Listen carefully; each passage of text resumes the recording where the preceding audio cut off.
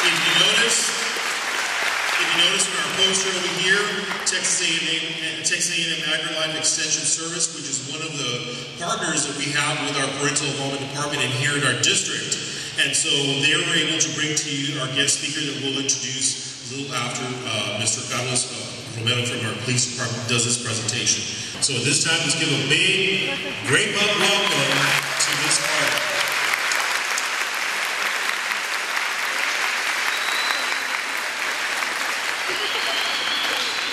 I'm not going to bring Sean out. I like to tell everybody that nobody wants to really listen to an old woman with gray hair, so I have to take my chance when I can, and it's before Sean comes out.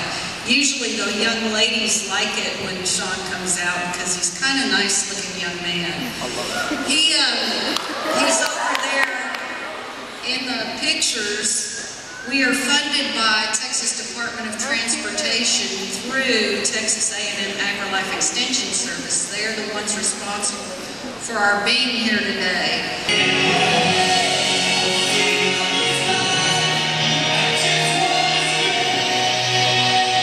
I want to ask all of you to use your imaginations. Imagine me walking back and forth across the stage.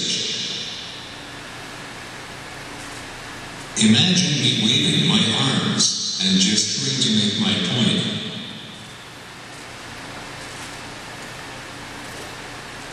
Okay, I can already tell that some of you have better imaginations than others.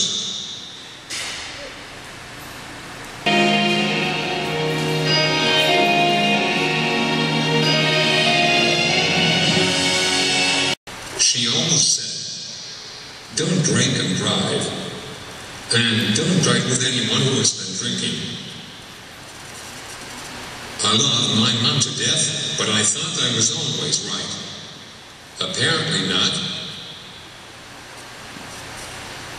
For some people, getting drunk is viewed as one of the most important things you can do while in college. Did it help me achieve my goals? Honestly, for the first few years after the crash, it made every single goal I had set for myself seem impossible. I started drinking in high school. For some, I know that it starts even earlier. We would often go out and have pasture parties, or go to someone's house when their parents were out. Would I have been so popular if I didn't drink? I had begun modeling while in high school, and I decided to spend my 21st birthday in New York City, trying to break into the modeling industry so that I could pay my way through college. I had worked several modeling jobs in the Dallas-Fort Worth area, and I had an agent in New York City who believed that I would one day make the big time. After living in New York City for 4 months, I decided that it was time to get back to Texas and finish college.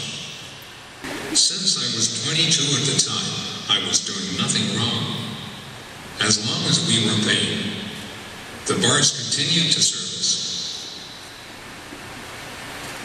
The mistake came when I made the decision to ride home with my friends, and I was not aware of how much we had been drinking. We were on the way home, not 5 minutes from my apartment, when the driver lost control of his truck, and it spun and slammed into a tree on the passenger side. That is where I was sitting. Luckily, the fire department was close, so the emergency personnel arrived on the scene quickly. They had to use the jaws of life to cut me out of the truck. Mom, will you tell them about my injuries? So Sean was sitting in a big Dodge Ram pickup. It was a single cab, had a bench seat. There was a guy beside him and then the driver. Sean was seatbelted in. When the truck spun and slammed into the tree, it was exactly where Sean was sitting. His body had when the truck kind of wrapped around the tree, so his entire right side shattered. He now has a long nail inside this bone. It's called the femur. The nail is called an intermedullary nail, holding that bone, making that bone strong and steady. You saw the bar that was drilled into his hips. Well, it actually looked a lot worse than it did in this video when it first was implanted into his hips. It looked like 2 pieces of steel rod and maybe a piece of rebar, if any of you know anything about steel. And it had these screws connecting it together on either side. And Sean had a condition because of his traumatic brain injury called spasticity that caused him to stiffen, and he would push down on those screws and it would cut his hands. Why did I not care enough about myself to know that there were hundreds of other things I could have done that Saturday night before Easter, besides drinking myself into this oblivion? Why did I not care enough about myself to spend time with people who were lifting me up instead of dragging me down? Why did I not care enough about myself to know that I would kill every dream that I had for my future? If I would have focused all of the energy I did on partying and drinking, I would have that law degree. I would have saved hundreds of thousands, if not millions. And most importantly, I would still be talking and working and living my life. Drinking may seem worth it for the one night of fun, but that's all it is. One night.